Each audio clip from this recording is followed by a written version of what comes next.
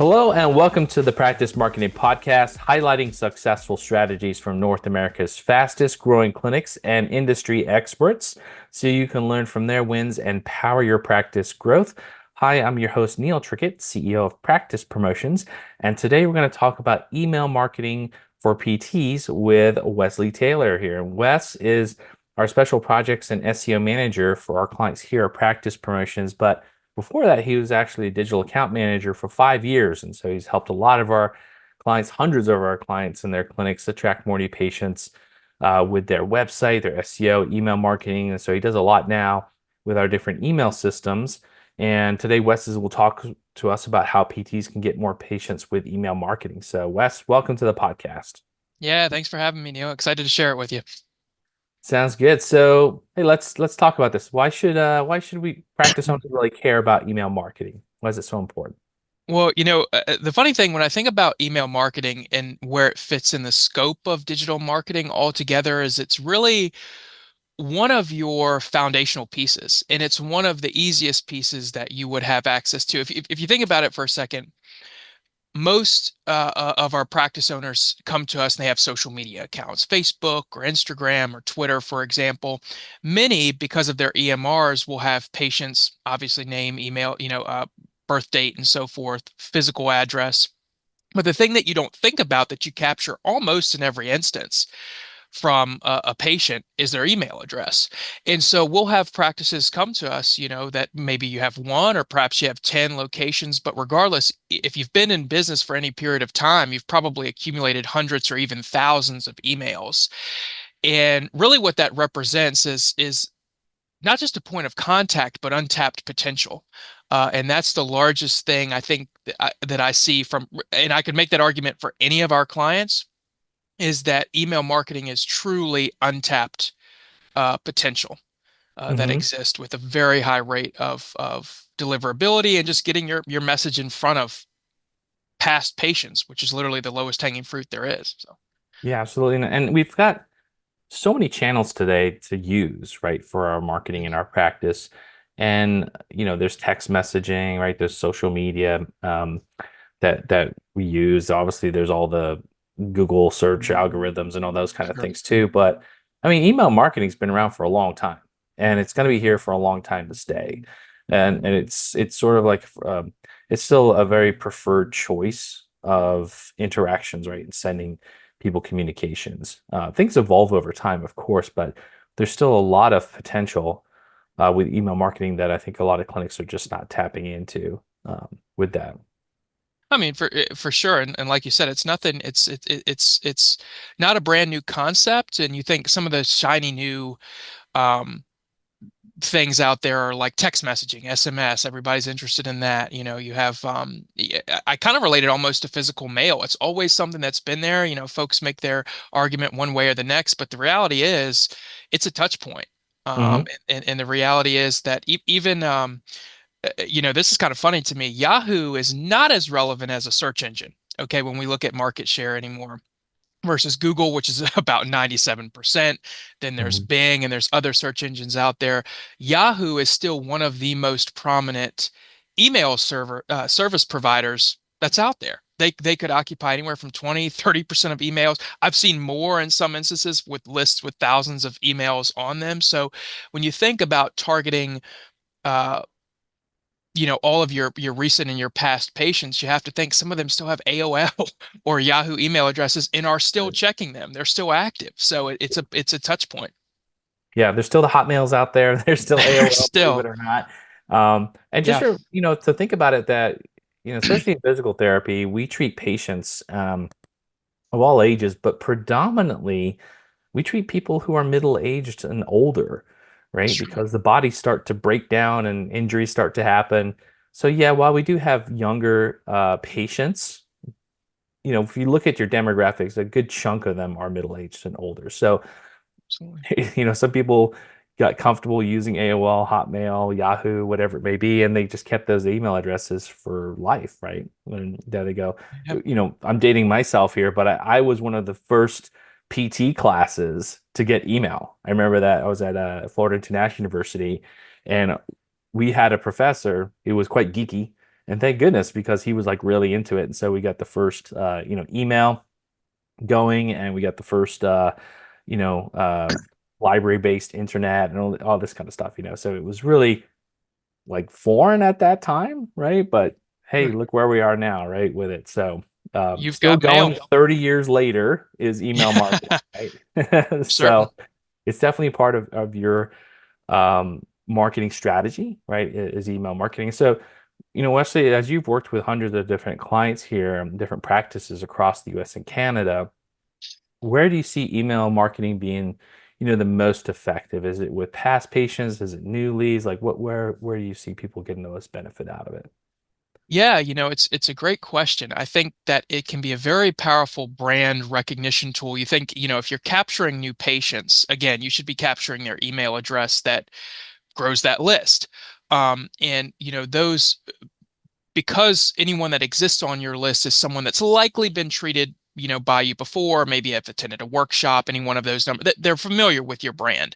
It's extremely effective in terms of brand recognition and awareness. Not all emails are designed, nor should they be, to convert, if you will, but more to really remain relevant with your past patient base. And that's where we see the greatest deal of success when it comes to email marketing is targeting past patients consistently with a variety of different messages. We have our flagships internally. Those would be the newsletter, the blog emails. Those by far are probably some of the more powerful emails that you could send, but it goes beyond that. And I don't just mean a happy birthday email or happy new year once per year, but actually having some strategy and consistency behind it to target past patients based on services, conditions, offerings that you have um, within the clinic, reminders about insurance deductible, things that aren't top of mind for most people. That's Mhm. that's that's where I mentioned untapped potential. That's where you start to crack that egg a little bit. Yeah, and I think it's very easy when you delve into marketing from a practice side of things. It can be quite confusing out there because people use different email marketing in different ways, and so you have to think about, as a professional service, how do you come across to your audience in how you're using your different marketing, right? So, how you market a certain, widget or hot thing out there is going to be very different in your funnels or your email marketing compared to a professional service, right? And so what we've seen happen is there might be some different Facebook ad campaigns going out there. They do a lead capture and then they do these like, different email marketing campaigns. And you might get some traction as far as some people showing up in the clinic or at least booking on the schedule, but they don't show, right? Exactly. Or they come in for one or two visits and they jet. And it's because you haven't really positioned yourself as a professional service when you're doing the same methodology in your email marketing as something that might work fine for a little widget, right? Or a very cheap kind of service. But when you come to a medical service, you don't want to cheapen your service or come across that way, right? So I agree that email marketing can be done right to get new patients in the door, but you could really leverage it very well with your customer list, with your patient list, people that know you and like you and have had an experience with you. How can you keep in touch with those folks? How can you keep providing relevance, value to them, get them to think about you in their busy world or they, Right. when they can send a friend or family member to you, or let's face it, no one wants to come back for care unless they have to, right? Right. It takes some prodding, right? And I always remember, there'd be like a Mrs. Smith and hey, Mrs. Smith, what, you're back in here for your knee again. Yeah. Well, how long that's been going on? 6 months. Well, why didn't you come back in sooner? Right. Well, Right. I just take some Advil or just think it would go away. You got to prod them, right? People don't want to come back unless they really have to, but that's where marketing comes into play. Is you get to prod them a little bit forward in their decision process. Yeah, absolutely. I mean, you think about the purpose of the newsletter. Not all topics may be general to everyone in your audience or your patient basis, but that's not really what it's designed. I mean, if you have multiple different touch points and a strategy behind the different services or conditions that you're promoting, the chances of Mrs. Smith seeing that email, a month after her knee starts hurting, or even a couple weeks, that just happens to pop in her inbox, and she goes, I really need to call back and get that Hmm. scheduled rather than it persisting for any longer period of time. So it's a great even if the purpose is not directly conversion based, it is a great sort of byproduct. The side effect is you increase your conversions with email marketing because you're getting in front of people that you're still relevant to. Hmm. And Wesley, how we get this question like how often is too often to be email marketing your customer list? Yeah, that's a great question, and I think the team gets that actively, whether it's existing clients, whether it's prospective clients.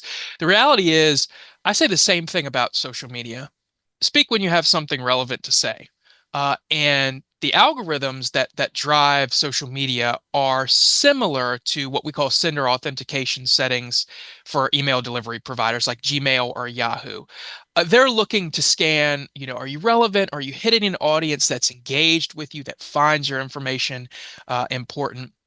So I would say, when it comes to how frequently you're sending emails to your clients, I kind of flip that question. I say, how consistently and how relevantly are you hitting those audiences? So you could be hitting a fraction of your full email list for a workshop campaign or a knee pain relief campaign or something something along those lines while hitting a separate segment of your audience for something different, and those emails could go out in the same day, and it would be extremely beneficial to your strategy. But it's just that it's more about the consistency and having a strategic approach to when and why you send emails out, not just sort of letting them fire in the ether at random. And that's some of the trouble that we actually see some of our clients, get into. And when I say trouble, I don't mean that it turns into some type of disaster. That's not it. But they see subpar results from campaigns because you may not send a message out to your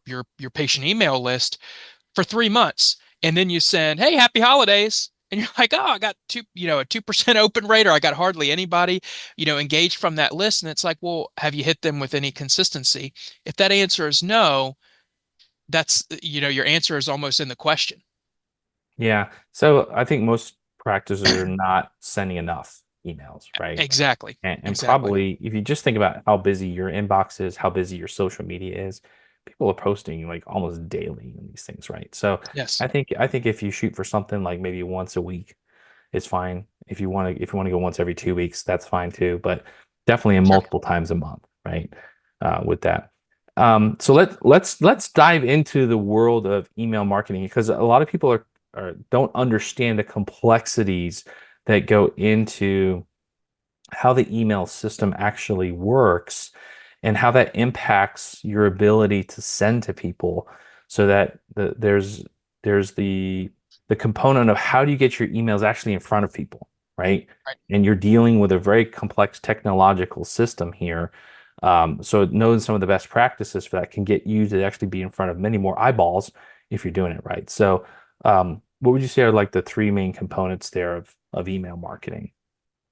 Yeah, that's a great question. I think to start simple, I would say a healthy email list that's not purchased, right? So, as it relates to our conversation, we're talking about past patient emails. These are someone that's opted in. They provided you their email address, in clinic or online via form fill or some other entrance into your EMR system. So that's certainly huge. Um, And those can change, right? Like they people can. change their emails occasionally, right? Absolutely. So So, you have this thing called list hygiene, right? So you right, can actually use softwares that go and check against databases so that you can make sure you actually have the right email for the right person because people make spelling mistakes, all kinds of stuff, right? for sure. When they're entering stuff in. So you want to make sure you have the most accurate list possible. And I think one of the first things there is making sure you have an accurate list of people to send to and accurate emails from each one of those persons. And so you can actually do things like list hygiene, which again is scrubbing what you have against some national databases to get the right email list. Absolutely. Yeah. I mean, that's a huge part of it. Like you said, whether it's misspells or typos, we could have clients come to us that have, have accumulated lists for a decade or longer, and it could be 50,000 emails in there, and we scrub it for them. That's part of our process internally is we'll professionally scrub your email list. That list could drop down to 45,000 emails or less. And you go, whoa, wait a minute, what happened to my list? And it's like, it's that many, we consider them invalid emails that are out there. They're either hard bound, meaning that they've been deleted, or, they're no longer in use. So the inbox is just too full to deliver, which essentially tells you that it's dormant. So there's a lot of that goes into it.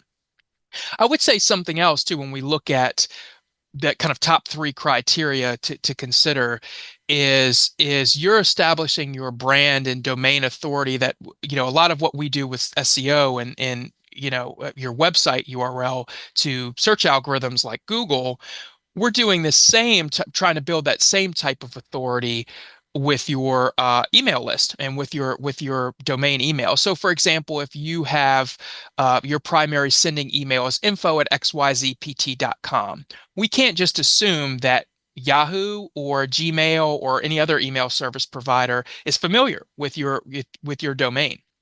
And so, even if you have a history of sending email campaigns, even semi-frequently or on a regular basis in the past, that's part of our process internally as what we consider a warm-up as part of that strategy. So it is really important to consider um, all of their settings and sort of protocols and a lot of things that have gotten stricter about do you have access to someone's inbox or not.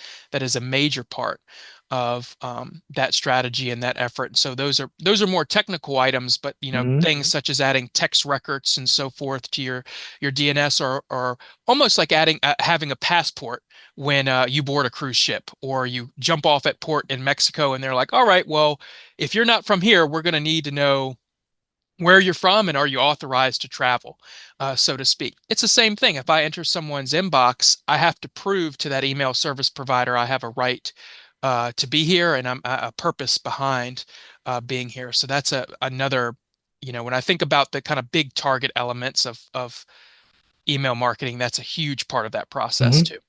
Yeah, so I think with email marketing, right, we need to have the right people to send to, and then we need to Correct. be very well recognized by the email Yes. service providers out there. And the big ones are Gmail and Yahoo, right? Like those are kind Right. of our big ones. They give you a reputation score, right? They And do. you don't know it, but they do, right? So, like you said, if you're info at XYZ physical, well, they don't want to use info either. You want to use a name. So let's say Right. it's Right.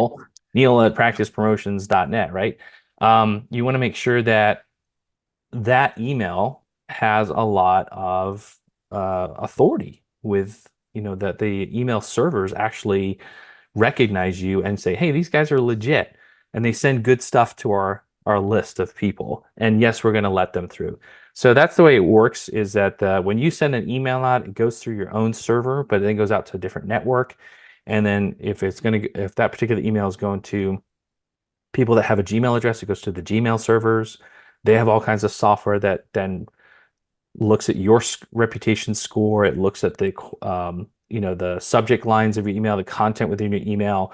Is there anything sketchy within this email? Some of the Right. words or language, and are they going to let it through or not? They're the gatekeeper. So the better that you can work on strategies to increase your authority with Gmail and with Yahoo, the more of your emails actually are going to get through to the people that you want them to get through. And that's when you can have a greater open rate. And people don't really understand the mechanics or the technology or the strategy behind that. That's why it's really good to work with, professionals like we do here, practice promotions, about, um, building up that reputation score, right? And I know that you and your team do a strategy too, what you were just referring to as warm up. How does that work? Yeah, yeah. So that's a really important part of the element because again, as you're warming up, think of it, I don't know, it's kind of a funny analogy, but um if you have I don't know, I have a couple daughters, if when they get to that age where they start dating, and they might bring a boyfriend home for the first time, you maybe as a dad are not the most welcoming on the first meeting, or maybe it's not open arms that first time or first couple times, but you have to warm up to that individual to get to know them better. You could make that argument for any relationship or any connection to any brand for that matter as well. It works the same way. We start small And so using to keep things simple for math's sake, let's say you have an email list of 1,000.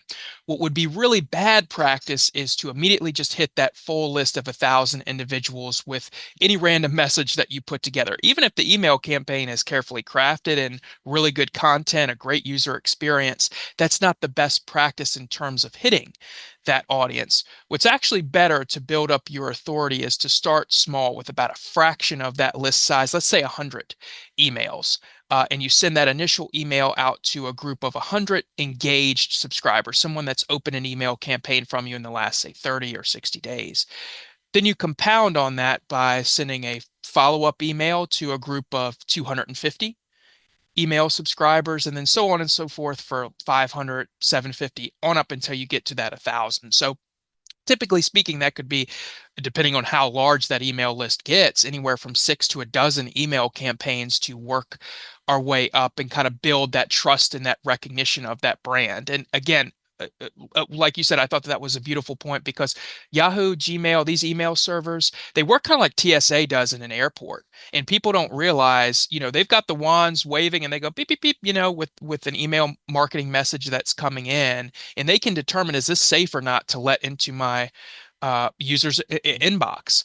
And it's working very much that way. And part of this strategy is you're starting small, right? With little appearances, little gifts to an engaged, relevant audience. And the more you kind of build that reputation with the TSA of email service providers, you could work your way up to what do they call it now? Pre-check, where it's like 30 seconds. You could just kind of walk through, scan your bag, and you're onto the plane. Sort of works that way, right? You've built up enough of a reputation, you fly responsibly enough.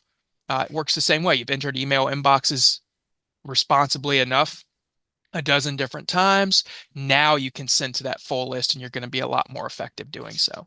Yeah, and that could be the difference between like, out of that 1,000 people, maybe, 100 people seeing you or 400 people seeing you, right? So it can Exactly. make a big difference in the effectiveness of your marketing if you warm up correctly and if you run the right procedures with that. And I think for me, what was always a tough thing to get over was that, like these are my patients, right? I have 1,000 emails that I can be marketing to. Yeah. Um, but it seems counterintuitive to scale back who you're actually sending to. And we can talk about what we call zombies and ghosts in the email world, Yeah. and that you should not be sending to your entire email list because it actually hurts your reputation. So can you tell us a little bit about that, Wesley, in terms of our zombie and ghost Yeah. emails lists out there? Yeah. So just like it's funny that we're just passing Halloween as of a few weeks ago, but a ghost is someone essentially in the email marketing world that hasn't engaged with content in over 6 months. A zombie would be referred to, and some of the protocol is different, based on which email platform you may use. But a zombie has got to come back from the dead because they've been well over a year since engaging, with your content. And what I find so relevant about this conversation when you look at your email list as a whole, and it is a hard pill to swallow to go, oh man, I have a list of 30% of my list is ghosts and zombies, people that haven't engaged with my content. But you think about it, for one reason or the next, even in that list, they can come back, but you have to build that recognition and that relevance up to be delivered at the top of their inbox. The likelihood is if they haven't engaged for any extended period of time, uh, they're going to be deemed as less and less relevant. Your email marketing message is going to be less and less relevant, to them based on what Google or, whether Gmail or Yahoo sees. And so the likelihood of you getting buried somewhere in that inbox is pretty high, and it could even impact your deliverability to an extent by Mhm. virtue of that. And so those are, when we think about ghosts or we think about the zombies in a list, it should still represent potential for clients, and that the difference in here, zombies thankfully don't exist. They don't actually come back from the dead. When it comes to a zombie on an email list, they can come back to life, and ghosts can haunt you, so to speak. Yeah. And the thing is, So basically, what we're saying here, we're talking about deliverability of emails, trying to get in someone's inbox. And again, we're talking about the kind of the technical side of things here. But just one thing to kind of understand is that um, you don't want to send to everybody on your email list. And if you You do, it don't. actually hurts your reputation, it hurts your deliverability, and it hurts your email marketing. So if someone Yes. has not opened an email from you in 6 months, don't keep sending to them, right? Do It's not. not a good practice. And it seems like, oh, well, they might open one, maybe. And what you could potentially do is you can use a separate email service or server that could be, and you can get dinged on those kind of servers, and you might give it a shot over there and see if they do open it, and then you might be able to get them back into your list. But the likelihood is that they're probably not going to open it anyway, right? Right. And so then again, you're just kind of hurting yourself from all those other people you could be reaching if your email was working great and your reputation was good and your deliverability was good. So it's a hard pill to swallow, but don't send to your entire email list. Send to the ones that do open your and like receiving emails from you. You're going to be much more effective. Do you want more freedom in your clinic? Then you need to work on your business, not just in it. The top practice owners know that they need a marketing system that consistently attracts patients from the internet. And at Practice Promotions, we've helped hundreds of practice owners skyrocket to the top of Google and get more new patients from online.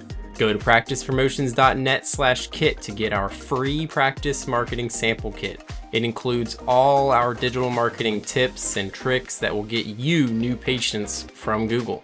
That's practicepromotions.net/kit, KIT, for a free marketing kit. And now back to the show. And to that point of waking them up to, like you said, you certainly can try on a different server, different email platform. What we typically do with a higher level of success is we'll take small increments of that list of, starting with, let's say, ghosts, right? And then working our way up to those who are less and less engaged. But you could grab 10 of them at random after your email server is fully kind of warmed up. Your brand has gained a lot of recognition with these email service providers.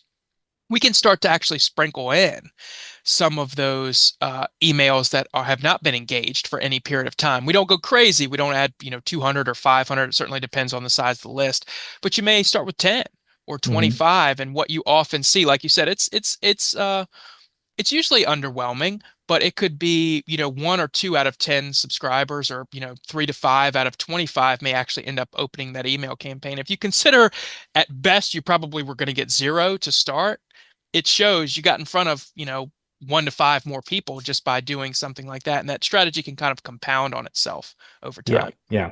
And so it's just one of those things too. It's like, okay, what's the amount of effort needed, right? Right. And do you really want to put in all that effort? Your probably best practice is just make sure you have good list, Good list hygiene. eliminating processes, and be okay with reducing your list size to really target people who love reading your stuff. And so Right. then, we've talked about obviously getting that right list together of emails, which ideally is all your past patients, and you should be gathering those lists on a consistent basis, and have an agreement that you can send emails to them. And then we're talking about choosing the right email provider, making sure that you have best practices for getting deliverability there. And then I believe the next one is like content, right? So let's talk about like how we send Exactly. it, what to send. Yeah, no, absolutely. Content is really important because again, it all kind of connects back to relevance of what you're sending. And so when you're preparing an email, you actually, within the Engage platform, especially, we highlight what is considered a spam score. So, the content that you're adding in there, are you addressing me directly? Hi, Wes, or hi, Neil. Are you including images or videos that are a reduced file size? So you can't embed something 3 or 4 or larger megabytes that is more difficult for these email servers to open. It's going to load atrociously slow, probably look stretched, or be a bad experience on mobile device. You think of how many people are opening email campaigns on mobile. And so that has to be a consideration too. Does everything look appropriate on both a desktop or laptop version and a mobile version as well? And then again, what's the length of the email as well? In this day and age, I think I read a study that said humans have about a 6 or 7 second attention span these days, whereas a goldfish has something like 8. So it's not good, you know. So I would say the shorter you keep and more concise you keep your email campaigns, that can also be extremely powerful. And what I mean is not just, oh, you have to reduce the number of images or what have you that you have in there, but make it relevant and condense it. Can you use bullet points? Can you break content out into different sections that make it a little bit more visually appealing? So even if I have to scroll, you want to minimize how much that's Mhm. happening on any device type for that matter. And you got to feed me just the meat and potatoes. If I have to go digging, I simply won't. And so that's Right. a big piece of that content too. You gotta make it easy to digest it in a format that's easy to skim, because as much as we would all like to think as marketers that someone is reading all of your content start to back, very, very unlikely that's Mhm. happening. So you've got to hit them right with the meat and potatoes early, so to speak. Yeah, absolutely. And that's a great point in how we skim, right? Our attention span as human beings. And so if you extrapolate that to how do you want to create your email to get the maximum amount of effect, right? And you have to understand how people read. And what they do is first off, they actually read the headline before they see an image. So that's why your subject line is so important, right? So people read a headline first, and then they determine, hey, should I read on here? Is this going to be interesting or Right. exciting to me? And then what they do is they actually start to read the subheadlines.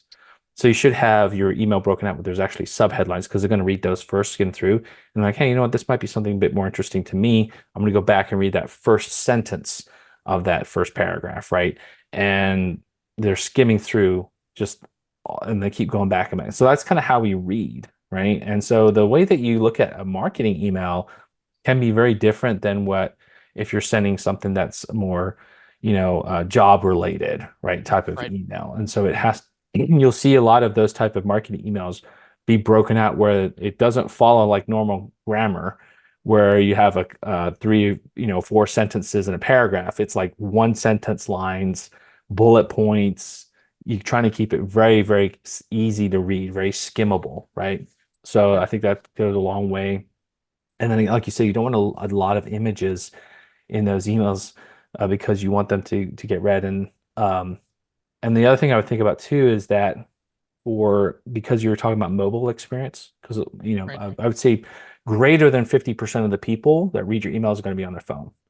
Absolutely. So your font, the size of the letters, the font actually needs to be probably 14 or 15, because that's going to come across much easier to read. Don't forget, your big Older audience is audience. middle-aged and older, Older. right? Yes. All our eyes are going wonky as we get older. So your font needs to get bigger and bigger um, to be able to hit your audience right there and make sure that they read it. Yeah, absolutely. I mean, we consider that the UX, or the user experience. And if I have to squint, even to skim, I'm not going to do that, right? Yeah. You can't expect your audience to do that either. So yeah, like you said, 14, 15, even higher in some case. It depends on how much content you're putting in that email, but if you can help your user out, the email service providers have a magical way of helping you out when it Hmm. comes to deliveries and opens. Yeah. And so tell me about subject lines here, because obviously that's a critical thing for us to actually get emails opened, right? And so we've Yeah. got two different metrics that we're really looking at with emails. One is open rate, right? Because that can tell us how many Yes. were actually delivered, how many people actually opened the email. And then we look at clicks, right? And how many people clicked on something within the email tells us the engagement of the email. So when it comes to open rate, how can we increase our open rate with better subject lines? Yeah, yeah. So this is a really powerful one, and you get such a small character limit uh to, I don't want to use the word bait, but entice me. Why is my time important here to open this email campaign? And so you have very little real estate to work with, and how you phrase things can be really powerful in terms of engagement. I think brand consistency is important. One of the things I actually want to start with that's really funny, we've done a lot of research. My team has done a lot of research into this, finding that sort of sweet spot emojis. Mhm. You think of text messages. I mean, I don't know the data behind that. I would venture to guess somewhere around half of all text messages sent have like a laughing face or some type of emoji in it, right? And we've gotten so adept to using those. Email service providers actually consider that sort of a positive thing. One emoji in your email campaign can be really powerful. You notice I said one. What can Mhm. be dinged is multiple emojis. So if you use two or three emojis or even more, that has a higher likelihood of being flagged in a subject line. Should that be shared? The other thing is, and when you study kind of professionalism and punctuation, um, if you ask a question, you're using a question mark. If you're saying something with excitement, you would use an exclamation point, but you don't want to use a ton of those because same sort of system. The email service providers kind of view if you put five exclamation points behind something, it comes off a little spammy. Same with two or three question marks and an exclamation point, something like that. So keeping that your punctuation accurate but professional with limiting it to just one question mark or one exclamation point can actually be very powerful. So those are some of the lower lying Mhm. things in there. The last point to make is really just hitting it on the head. I had said before, get to the meat and potatoes, really quickly. Tell me what is inside. Is this your you know, uh, monthly newsletter to help with back pain relief or something? You really want to avoid negative words that can be flagged. So it's really difficult. But things like pain, um, suffering, words like that, you really want to avoid in your subject line of your email campaigns. But things like help, assist, uh, get back to, enjoy your life, things of that nature. Those are excellent phrases or wording to include in a subject line because it has sort of a positive Mhm. sentiment to it, right? And so using any type of language such as that can sort of spruce up your subject line and your message that you might be sending out to patients. And more importantly, it's putting that sort of positive spin on we can help. We Mhm. know a solution for you. Yeah, I like that. So in our subject lines to get more people to open our emails, we want to use emojis. We want to avoid lots of too much punctuation, Punctuation. right, in there. We want to avoid negative connotations, Mm, pain free. Like there's usually tools yeah, within emails services that tell you if it's got a spam score, and so right. it'll look for those kind of words and tell you if this is going to be kicked out basically because of those type of words. But I like what you said. Like get to the point. What's in this for me as a reader? I think one of the things too that I've seen as a big mistake is that if it you think you're opening the email because of the headline and it's something that's different. So Yes, there's two things. One is how are you speaking to the email service providers like Gmail and Yahoo so you can get through, and then you're actually speaking to your audience. And so if you are devious in the way that you're coming across, there's nothing worse than you open an email thinking it's something and it's completely something else. Like it's right, not even like, oh, that was boring. It's just like I hate these people, right? right. So guess what? They're not going to open your emails anymore if you do something like that. So keep it very And relevant, useful. and there is a likelihood that your content could be marked as spam True. then too, and that it just like you said, you got to think beyond just the user experience. The worst thing that could happen is a user not open your next email campaigns, or maybe they unsubscribe or what have you. That's really the least of your worries. There are broader implications that could happen if uh, you're sort of misleading with your subject lines. And that could include, this would be an extreme circumstance, but it could include being blacklisted Mm. altogether by those email servers, which means, hey, we're seeing a high rate of, and a high rate, by the way, could be um, just a handful, four or five individuals on a list of like 1,000 that we've discussed before. If they're marking content as spam, like, hey, this is not what they said it was, it can take a long time to get back in the good graces of an email service provider like a Gmail or Yahoo. And, thankfully, we haven't had any instances or seen any instances that necessarily happening with practice promotions, but it's something to keep in mind, even if your intentions are good and that content is clickbaity, I guess we would say, you can Hmm. really run into some issues. Yeah, yeah. And so And that can affect a lot of things, not just the way that you're sending that particular email, but Yes. forms from your website go through an email, to notify you that Right. someone's filled out a form that could get blocked, right? Because of Yes. you're on blacklisted. So you got to be careful when it comes to this stuff and make sure that you're coming from an approach of help and that you want to give really good value to your audience, what they're going to read from you, right? And you want to avoid really, Absolutely. especially again, this is what I was talking about before, from a professional services. If you're a rehabilitation specialist or a chiropractor, like you don't want to come across as cheesy, right? You want to come Right. across as professional, and the way that your emails come across should be very fun, but professional, and definitely not clickbait kind of stuff, right? Right. And so, Wes, that kind of leads me to another question here. So, um, out there you can buy email lists, right? Because I want to market to, I want to get a whole bunch of new patients. So I want to buy a list from a data provider here, and I'm going to start email marketing. Like, why is that a bad idea? Yeah, no, I love this question because it's funny. We talked about skimming through. If someone was to skim through this podcast and find a part to stop and hear me very clearly, it would be do not ever purchase an email list. That is the number one sort of no-no when it comes to email service providers of just worst practice. You think if I haven't given you the authority, if I haven't opted in to have my email address, if you're not my actual provider, for example, and I just happen to live in a region or what have you, there's no connection we have whatsoever. So I have no reason to receive your content. So purchasing an email list is actually under many different sources you may check out there, the number one kind of big no-no um, when it comes to content. And it all goes back to, that relevance and even privacy of information for individuals that, the email addresses unfortunately are out there. They become accessible from, you know, one source to the next that can collect your information and sell it off, to individuals.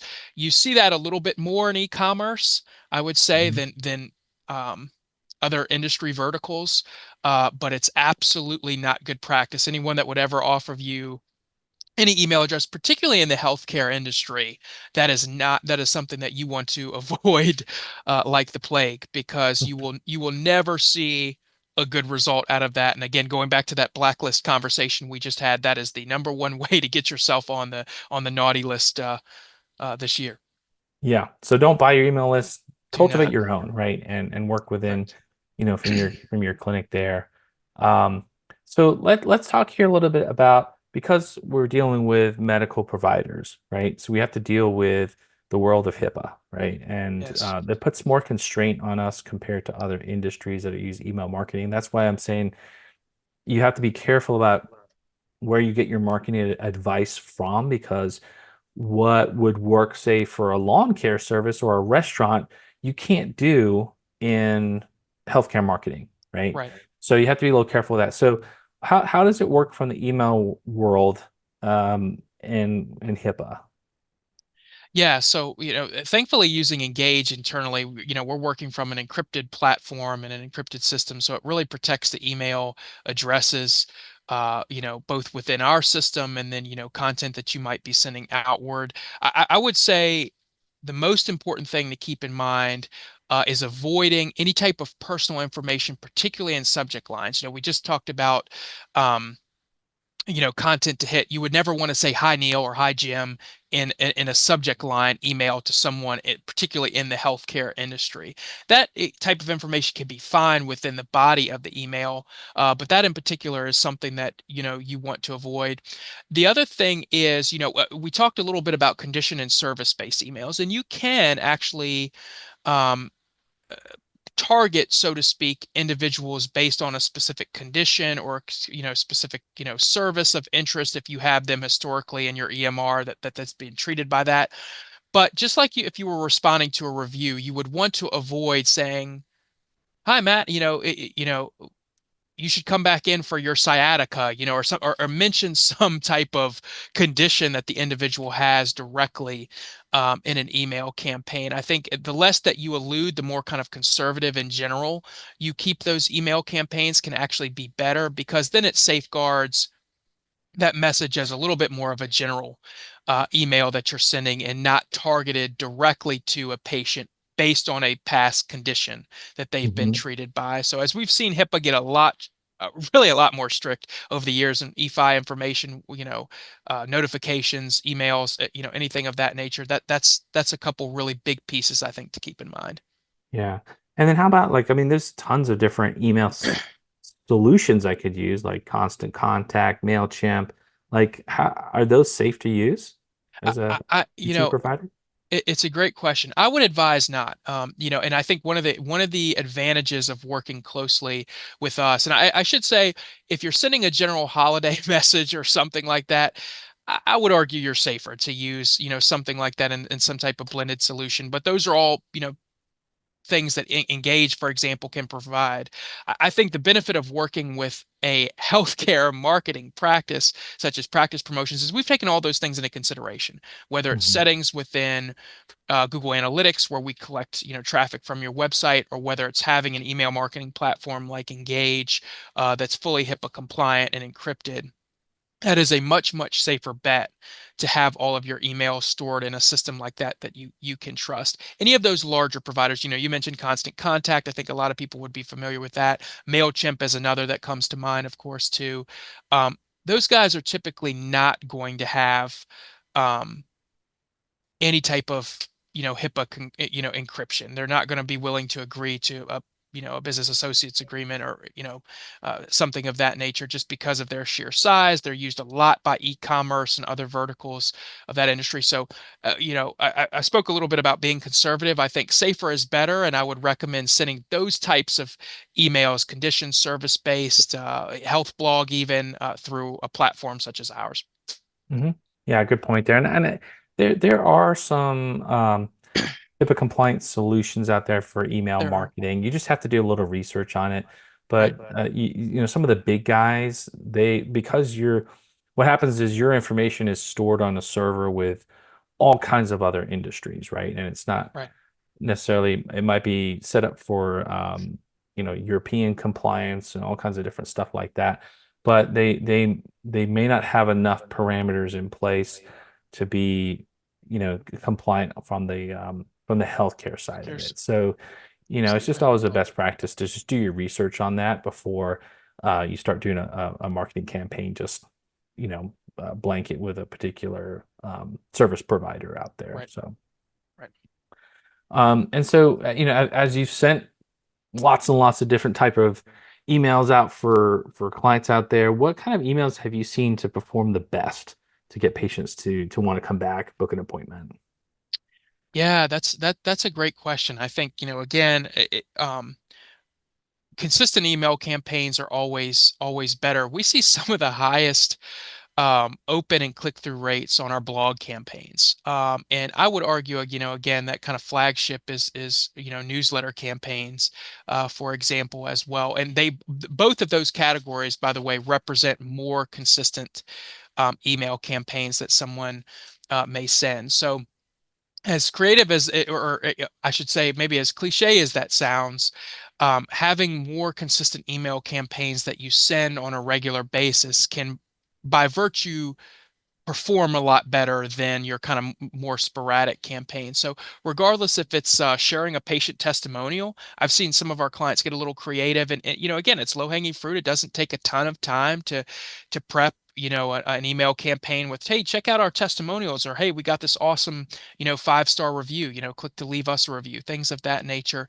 Our clients that are sending those types of emails more frequently typically see a higher open and click-through rate, not just on those campaigns, but rising tides sort of lift all ships, so to Hmm. speak, and they'll see an elevated performance on some of their other campaigns just by doing that. So I would argue, whatever it is that you might be sharing, whether you write your own blogs within the clinic, if you happen to have some will even have video series. I've seen some really cool video series on a lot of our client websites, whether that be YouTube or what have you, or they feature a specific service or condition outside even of what Practice Promotions does on a regular basis for our clients. I would say having that type of content, if you can stick to it, can be a really powerful tool, and you'll see a lot of great fruits of that labor.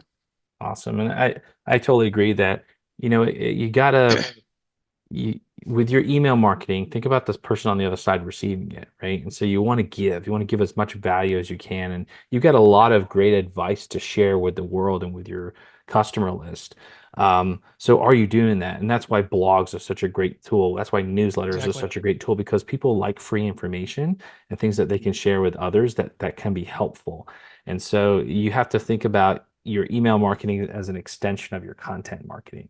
Right. So if you're Exactly. putting together great content consistently um, from within the clinic, that's getting pushed out via email, via social media. People are interacting with it like, hey, these guys must know what they're talking about. Or I really loved going to this place and I love getting the free advice. And, my husband has a knee that's starting to act up. Maybe I'll have him give him a call kind of thing, right? You can give, right, in your email marketing. And then periodically you might have a special like announcement or, offer or Right. something like that, right? That's fine, right? But if you do offers all the time and just completely ask all the time for them to come back in or do something for you, that's when they cut you off, right? They don't want to receive Right. those emails anymore. So you got to give a lot to get that back. But the nice thing is it does have a huge compounding effect, and it's a really great marketing tool for very low cost. If it just keep on that content marketing side of it. Yeah, I mean, it does so many things as byproduct. It establishes you as a more of an expert in your field, as a trusted resource. You can use a lot of content dynamically as well. Kind of one of the last points to that, we do a lot with social media now. We encourage our clients to do a lot with social media, whether you're doing a video or a blog, or like we said, sharing any type of knowledge that our clients have because they are experts. You can use that across multiple mediums. So use it as a resource in your email marketing, use it as a resource in your social media. Don't reinvent the wheel. Be able, hit them, from all different points. Yeah, I love that. And you're right. I mean, think about your audience out there. No one's on one channel. No one's just checking their No, emails. Like they're on social media, they're on their emails, right? They're looking on YouTube. I mean, you have to be everywhere today, right? But the nice thing is so that true. that strategy, like you said, could be used across multiple channels, multiple platforms. And what I like to do is really, how can you leverage your website as like the hub of a lot of that Exactly. activity, right? So if you're sending emails out, that blog resides on your website. Guess what? They're going back to your website.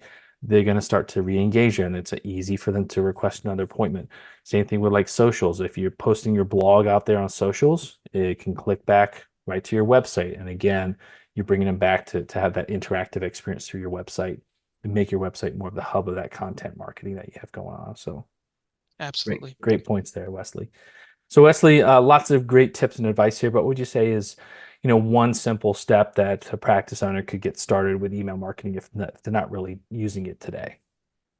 Yeah, no, it's it's so much. I would say, starting back from really that square one that we talked about, um, really segmenting that list out and just getting started with that a healthy portion of your list, and being able to take that step back and think, okay, what do I want out of this? And more than likely, your response is going to be, I want to engage more of my patients, and I eventually want that to turn into more conversions for me long term. All of that can happen, I think, if you start small and target just a specific portion of your audience. So we have different resources available, whether that be videos from our source library online. Our team, our customer success managers, are a fantastic resource to use if you need help. Segmenting lists or preparing campaigns. But that would, it sounds so cliche, but give it a try. Seriously, go in, Mhm. segment an email list out, build a campaign, a simple campaign to start of, something of value, whether it's, um, images that you want to share, something that you can give to patients, like you said, for free, that will add value to their life, not asking for something in return, and send to a small group of your engaged subscribers. That could be 100 emails, that could be 200, it could be far less, depending on the size of your list. But that will be, I think you'll be impressed, and rightfully so, with just the fruits of what that campaign could do. So that would be my advice. Get started. You got to start from somewhere, and you got to start attacking that untapped potential. Absolutely. Awesome advice there. Thank you, Wesley, for all your insight today on email marketing there. And so for our listeners out there, let's get going on those emails so that you can get more past patients coming back and more referrals coming back into your clinic too. So Thank you, Wes. I appreciate that. For our listeners out there, don't forget to subscribe to us on our podcast, also on our YouTube channel. And again, we got tons of advice there on social media. So follow us on different social media channels. And on practicepromotions.net, we got tons of great downloads and advice for you on how to elevate the marketing in your practice. So Neil Trickett here from Practice Promotions and the Practice Marketing Podcast, wishing you much success in your practice.